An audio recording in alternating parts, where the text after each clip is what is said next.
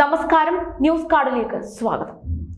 രാഹുൽ ഗാന്ധിയെ സ്മൃതി ഇറാനി തോൽപ്പിച്ചതിന് അതേ രീതിയിൽ പകരം വീട്ടാൻ കോൺഗ്രസ് ഒരുങ്ങുകയാണ്.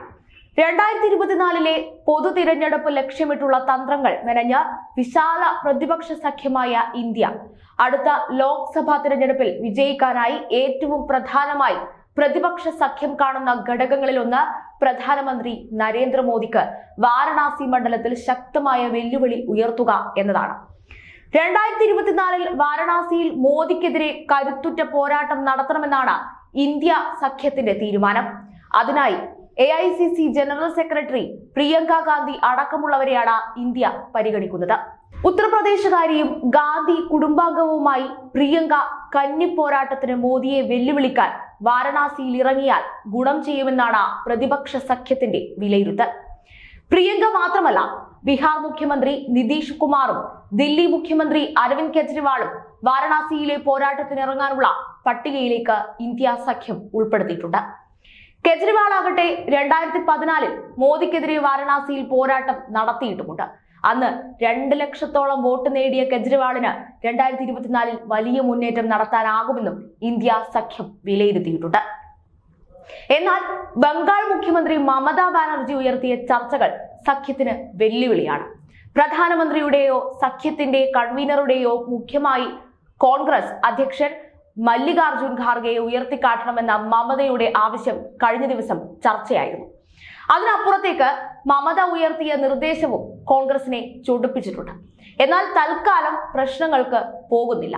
അതിനിടെ ഉത്തർപ്രദേശിലെ SP-യും ഇടഞ്ഞു നിൽക്കുകയാണ്. കോൺഗ്രസിനെ ഇരുത്തുകയെന്ന ഉദ്ദേശത്തോടെയാണ് മമത എത്തിയതെന്ന വിലയിരുത്തൽ കോൺഗ്രസിനുണ്ട്. ഡൽഹിയിലെത്തിയതിനു പിന്നാലെ കെജ്രിവാൾ, ശിവസേന നേതാവ് ഉദ്ധവ് താക്കറെ, DMK നേതാവ് MK സ്റ്റാലിൻ എന്നിവരെയും മമത കണ്ട് ചർച്ച നടത്തിയിരുന്നു. സ്റ്റാലിനെ കെജ്രിവാളും സന്ദർശിച്ചു.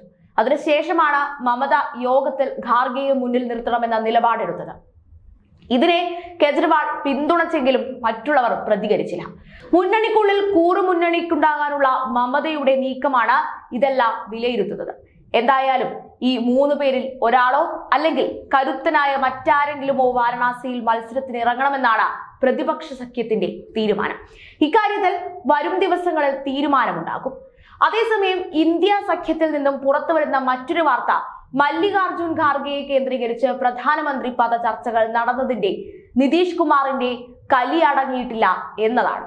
രാഹുൽ ഗാന്ധിയെ ഉന്നമിട്ടായിരുന്നു ഖാർഗെയുടെ പേര് നിർദ്ദേശിച്ചിട്ടുള്ള മമതയുടെയും കെജ്രിവാളിന്റെയും നീക്കമെങ്കിലും അമ്പുകൊണ്ടത് നിതീഷ് കുമാറിനായിരുന്നു. പ്രധാനമന്ത്രി സ്ഥാനാർത്ഥിയായെന്ന പ്രചാരണത്തിന് ആക്കം കൂട്ടാൻ ഞായറാഴ്ച മോദിയുടെ മണ്ഡലമായ വാരണാസിയിൽ നിന്ന് ഉത്തരേന്ത്യൻ റാലിക്ക് തുടക്കമിടാനുള്ള തയ്യാറെടുപ്പിലാണ് നിതീഷ് കുമാർ.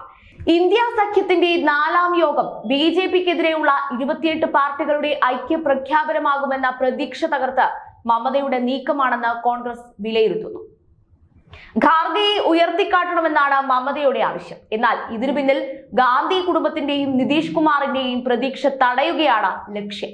81 പിന്നിട്ട ഖാർഗെയെ ദളിത് മുഖം എന്ന് പറഞ്ഞ് മോദിക്കെതിരെ അവതരിപ്പിക്കുകയായിരുന്നു ഖാർഗെ. ഇത് കോൺഗ്രസിന് പോലും സ്വീകാര്യമല്ലെന്ന് മമതയ്ക്ക് തന്നെ അറിയാം.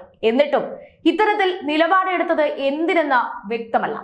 അതേസമയം നിയമസഭാ തിരഞ്ഞെടുപ്പിൽ ഒരു പാർട്ടിയെയും അടുപ്പിക്കാതെ ഒറ്റയ്ക്ക് നീങ്ങിയ കോൺഗ്രസിന്റെ നിലപാടും വിമർശന വിധേയമായിട്ടുണ്ട്. ഇന്ത്യ സഖ്യമായി വേണമായിരുന്നു മത്സരിക്കാനെന്ന അഖിലേഷ് യാദവിന്റെയും സ്റ്റാലിന്റെയും വിമർശനങ്ങൾക്ക് തെറ്റ് ആവർത്തിക്കാതിരിക്കാനാണ് 5-അംഗ സമിതിയെ ലോക്സഭാ തിരഞ്ഞെടുപ്പിന് മുന്നോടിയായി നിയോഗിച്ചതെന്ന് കോൺഗ്രസ് മറുപടിയും നൽകി. അതിനിടെ കോൺഗ്രസ് പ്രവർത്തക സമിതി യോഗം ഇന്ന് ചേരാൻ തീരുമാനിച്ചിട്ടുണ്ട്. AICC ആസ്ഥാനത്ത് 3 മണിക്കാണ് യോഗം ചേരുന്നത്.